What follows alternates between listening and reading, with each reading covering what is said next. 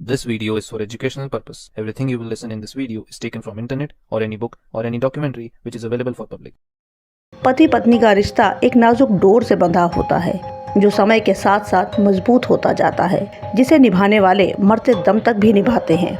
कितने भी झगड़े मनमुटाव हो, कैसे भी हालात हों, एडजस्ट करते हुए लोग सालों एक छत के नीचे निकाल देते हैं। पर कभी कभी रिश्तों में कड़वाहट इतनी भर जाती है कि उसे शांति से तलाक लेकर खत्म करने की बजाय लोग जुर्म का रास्ता अपना लेते हैं। ऐसी ही है हमारी आज की कहानी, जहां सालों तक शादी के रिश्ते में रहने के बाद पति पत्नी में कड़वाहट बढ़ती चली गई, जिसका नतीजा एक रूह कपा देने वाले भयानक अपराध के रूप में सामने आया। 70 साल के आर्मी के एक रिटायर्ड लेफ्टिनेंट कर्नल ने जिस ब्रूटल तरीके से इसे अंजाम दिया कि ये उड़ीसा के इतिहास का सबसे हीनियस क्राइम बन गया।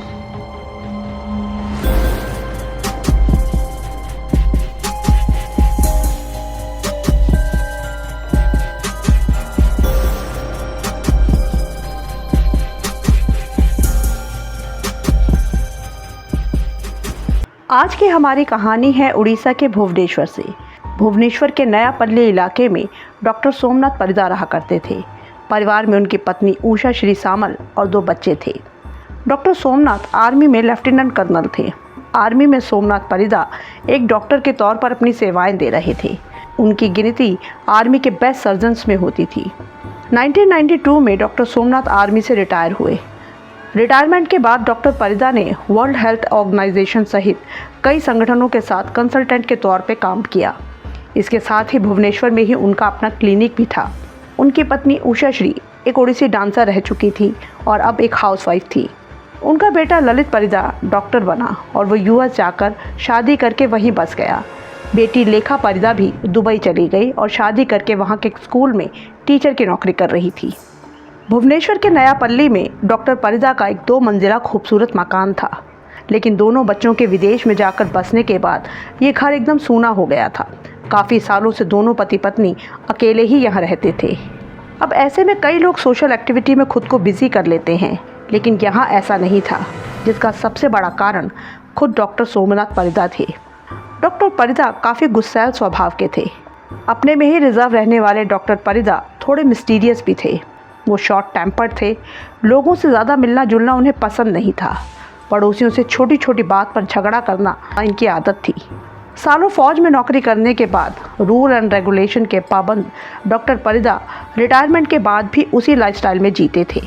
किसी का घर के बाहर गाड़ी पार्क कर देना या ज़ोर ज़ोर से हॉर्न बजाना, बच्चों का सड़क पर खेलना, सड़क पर खड़े होकर ज़ोर ज़ोर से बातें करना या हंसना, या घर की घंटी 2-3 बार बजा देना, ऐसी किसी भी बात पर डॉक्टर सोमनाथ सामने वाले से झगड़ पड़ते थे। इसी स्वभाव की वजह से पड़ोसियों से उनकी बनती नहीं थी और ना ही कोई उनके घर आता जाता था। घर में भी उनका ये फौजी हुक्म चलता था। पत्नी और बच्चे भी इससे परेशान थे। उन्होंने हमेशा पत्नी और बच्चों पर कई पाबंदियां लगाई। बच्चे कभी भी अपनी लाइफ एंजॉय ही नहीं कर पाए, इसलिए जैसे ही उन्हें मौका मिला, दोनों बच्चे ललित और लेखा विदेश चले गए और वहीं बस गए। विदेश जाने के बाद दोनों बच्चों ने पिता से जैसे दूरी ही बना ली, पर पत्नी उषा श्री यही पति के साथ थी। दोनों बच्चे नियम से माँ से फ़ोन पर बात भी करते थे, पर पिता के रूखे स्वभाव के चलते उनसे बात नहीं होती थी। इसी बात पर डॉक्टर परिदा चिढ़ते भी थे और जिसका गुस्सा वो उषा श्री पे ही निकालते थे। बुढ़ापे में जहाँ पति पत्नी एक दूसरे का सहारा होते हैं, साथ बैठते हैं, बातें करते हैं, सुख दुख शेयर करते हैं, लेकिन इस परिवार में ऐसा कुछ भी नहीं था। बच्चों के बाहर सेटल होने और पत्नी के अकेले रहने पर भी डॉक्टर परिदा के स्वभाव में कोई फ़र्क नहीं आया था। उनका वही फौजी टाइम टेबल चलता था। शाम को वो 6 बजे सो जाते थे और सुबह 4 बजे उठ जाते थे। सैर पर जाना, क्लिनिक जाना और वही स्वभाव में चिड़चिड़ापन और सब पर हुक्म चलाना। प्रॉब्लम ये थी कि डॉक्टर परिदा खुद तो अपना लाइफस्टाइल जी ही रहे थे, पर वो उषा श्री को भी अपने तरीके से ही जीने पर मजबूर करते थे। उनके स्वभाव की वजह से उषा की भी सोशल लाइफ ख़त्म हो रही थी। पड़ोसियों से मेल मिलाप था नहीं, रिश्तेदारों का भी घर में आना जाना नहीं था। अगर उषा किसी से मिलने भी चली जाती थी, तब भी डॉक्टर परिदा नाराज़ हो जाते थे। समय के साथ साथ पति पत्नी के बीच कड़वाहट बढ़ती जा रही थी। इनके बीच अक्सर झगड़े होते रहते थे। उम्र के इस पड़ाव पर भी एक ही छत के नीचे दोनों अपनी अपनी अलग अलग ज़िंदगी जी रहे थे। समय यूं ही किसी तरह से कट रहा था। जून 2013 का महीना था। यूएस में रहने वाला ललित परिदा अपनी माँ से हफ्ते में 1-2 बार बात कर लिया करता था। इस जून के महीने में उसने माँ को फ़ोन करना शुरू किया तो मोबाइल स्विच ऑफ आ रहा था। उसने 1-2 दिन रुककर फिर फ़ोन ट्राई किया, लेकिन तब भी मोबाइल स्विच ऑफ ही था। उसे लगा कि शायद माँ कहीं बिज़ी होंगी। उसने फिर 1-2 दिन के बाद फ़ोन मिलाया, लेकिन तब भी फ़ोन स्विच ऑफ ही आया। अब उसे चिंता होने लगी। उसने कई दिन लगातार माँ का फ़ोन बार बार ट्राई किया, लेकिन हर बार फ़ोन स्विच ऑफ ही बता रहा था। अब उसे बेचैनी होने लगी। इस सब में 15-20 दिन बीत चुके थे। 21 जून को परेशान होकर ना चाहते हुए भी ललित ने पिता डॉक्टर परिदा को फ़ोन मिलाया और उनसे पूछा कि माँ कहाँ है, उनका फ़ोन लगातार स्विच ऑफ क्यों आ रहा है। तब डॉक्टर परिदा ने कहा कि उषा तो बेटी के पास दुबई गई है, इसीलिए उसका फ़ोन स्विच ऑफ है।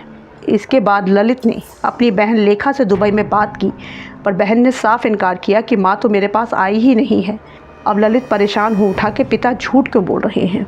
उसने भुवनेश्वर में रहने वाले अपने मामा यानी उषा श्री के भाई रंजन सामल को फ़ोन करके सारी बात बताई कि माँ का फ़ोन कई दिनों से स्विच ऑफ आ रहा है और पिता भी झूठ बोल रहे हैं, आप जाकर पता कीजिए। 23 जून 2023 को तब रंजन सामल अपनी दूसरी बहन के साथ डॉक्टर परिदा के घर पहुंचे। काफ़ी देर बेल बजाने और दरवाज़ा खटखटाने के बाद डॉक्टर परिदा ने थोड़ा दरवाज़ा खोला। उषा श्री के बारे में पूछने पर डॉक्टर परिदा ने वही उषा के दुबई जाने की बात दोहराई। तब रंजन सामल ने उनसे कहा कि आप झूठ बोल रहे हैं, तो डॉक्टर परिदा ने गुस्से में दरवाज़ा बंद कर लिया। रंजन सामल ने कई बार काफ़ी देर तक दरवाज़ा खटखटाया, पर डॉक्टर परिदा ने दरवाज़ा नहीं खोला। तब उन्होंने खिड़की से घर में झांकने की कोशिश की तो उन्हें तेज़ बदबू का एहसास हुआ। अब उनका माथा ठनका।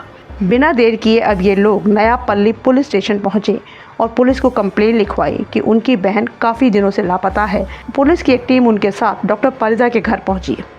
काफ़ी देर बेल बजाने और खटखटाने के बाद भी जब दरवाज़ा नहीं खुला तो पुलिस को मजबूरन दरवाज़ा तोड़ना पड़ा। अंदर डॉक्टर परिदा सोफे पर आराम से बैठे थे। पुलिस ने उनसे पूछा कि उषा कहाँ है, तो उन्होंने वही बात दोहराई। पुलिस को घर में अजीब बदबू का एहसास हो रहा था। पूरे घर में तलाशी ली गई पर उषा नहीं मिली। तब पुलिस का ध्यान बेडरूम में रखे 2 लोहे के ट्रंक पर पड़ा। पुलिस ने जब उन ट्रंक्स को खोला तो हैरान रह गई। दोनों ट्रंक्स में स्टील के टिफ़िन बॉक्स रखे हुए थे। ये कुल 22 टिफ़िन बॉक्स थे और सभी भरे हुए थे। जब इन बॉक्सेस को खोला गया तो सभी की आंखें फटी रह गई।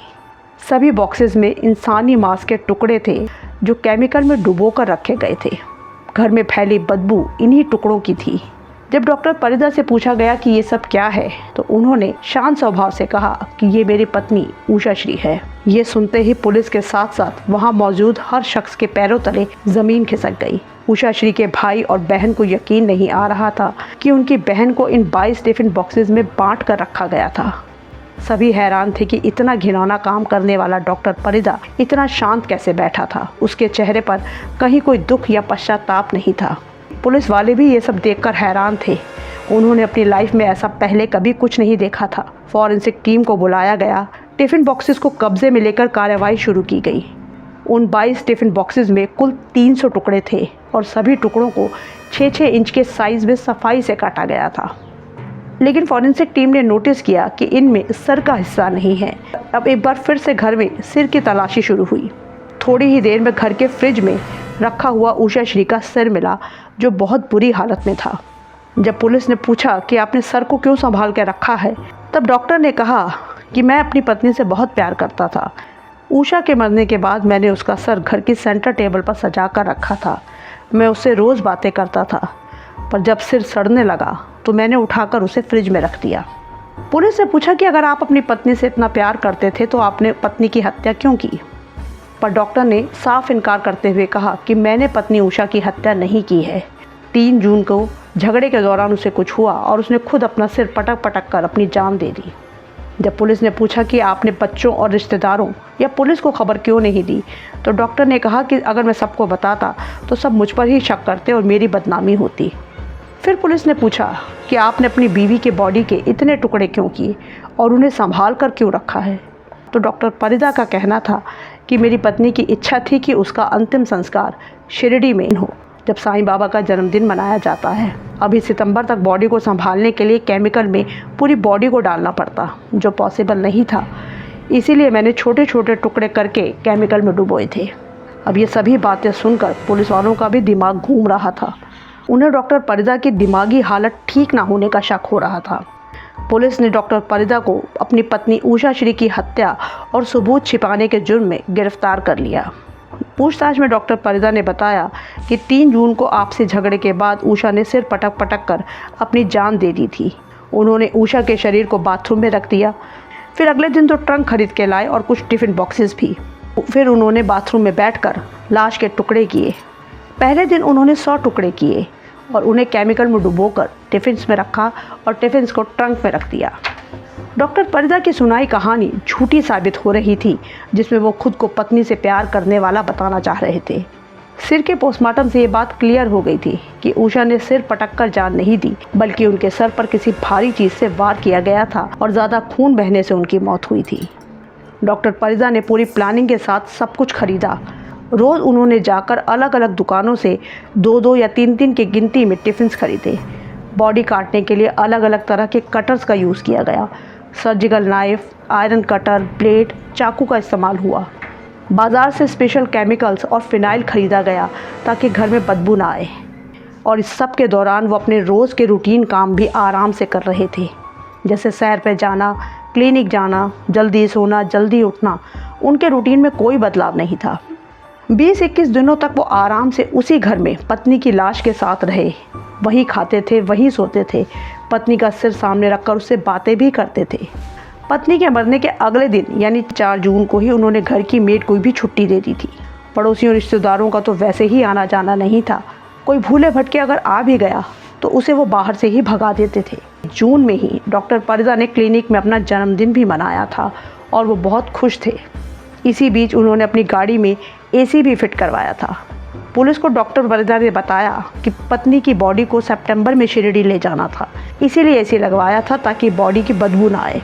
पर पुलिस को उनकी इस बात पर बिल्कुल यकीन नहीं है। उनका कहना है कि डॉक्टर परिदा झूठ बोल रहे हैं। वो बॉडी के टुकड़ों को ठिकाने लगाने की फिराक में थे। AC भी इसीलिए लगवाया गया ताकि गाड़ी से बदबू ना आए। पर टुकड़े डिस्ट्रॉय करने से पहले ही वो पकड़े गए। अब जल्दी ही ये खबर पूरे देश में फैल गई थी। हर कोई इस खबर को सुनकर हैरान था कि एक पढ़ा लिखा डॉक्टर, आर्मी से रिटायर्ड कर्नल, 70 साल की उम्र में अपनी ही पत्नी का कातिल बन बैठा। और लाश ठिकाने लगाने के उसके तरीके से तो सभी सकते में थे कि कोई इतना वहशी और बेदर्द कैसे हो सकता है। विदेश में ललित और लेखा को तो यकीन ही नहीं हो रहा था कि उनकी मां के साथ ये जघन्य अपराध हुआ है और उड़ीसा के इतिहास का सबसे हीनियस हत्याकांड करने वाला और कोई नहीं, उनका पिता ही है। जल्दी ही ये दोनों विदेश से भारत लौट आए। बाद में डॉक्टर परिदा का पॉलीग्राफ टेस्ट भी कराया गया, जिससे क्लियर हो गया कि डॉक्टर परिदा ने ही अपनी पत्नी पर झगड़े के दौरान किसी भारी चीज़ से वार किया और बाद में उसके शरीर के टुकड़े भी किए। पुलिसिया जांच में दोनों पति पत्नी के बीच झगड़ों की वजह के तौर पर एक कहानी भी सामने आई कि डॉक्टर परिदा के किसी अन्य महिला से संबंध थे। इसी बात पर उषा श्री का उनसे अक्सर झगड़ा होता था। 3 जून को भी इसी बात को लेकर दोनों में झगड़ा हुआ। तब गुस्से में डॉक्टर परिदा ने पत्नी के सिर पर भारी टॉर्च से हमला किया, जिससे उसकी बाद में मौत हो गई। सारे सबूतों के साथ पुलिस ने डॉक्टर परिदा को कोर्ट में पेश किया। केस की सुनवाई खुर्दा डिस्ट्रिक्ट कोर्ट में चली, जिसके लिए ललित और लेखा को भी विदेश से बुलाया गया। उन्होंने भी कोर्ट में अपने पिता के खिलाफ ही गवाही दी। उनकी गवाही, पुलिस द्वारा जुटाए गए सबूतों, पॉलीग्राफ टेस्ट के बाद कोर्ट ने retired colonel doctor Somnath Parida को अपनी पत्नी की हत्या के जुर्म में उम्र कैद की सज़ा सुनाई। इसके साथ ही 50,000 रुपये का जुर्माना भी लगाया गया। फिलहाल डॉक्टर परिदा की उम्र 80 साल है और भुवनेश्वर की झारपाड़ा जेल में वो अपनी सज़ा काट रहे हैं। अगर आपको हमारा काम पसंद आ रहा है तो वीडियो को लाइक और चैनल को सब्सक्राइब ज़रूर कर लें। मिलते हैं नेक्स्ट वीडियो में।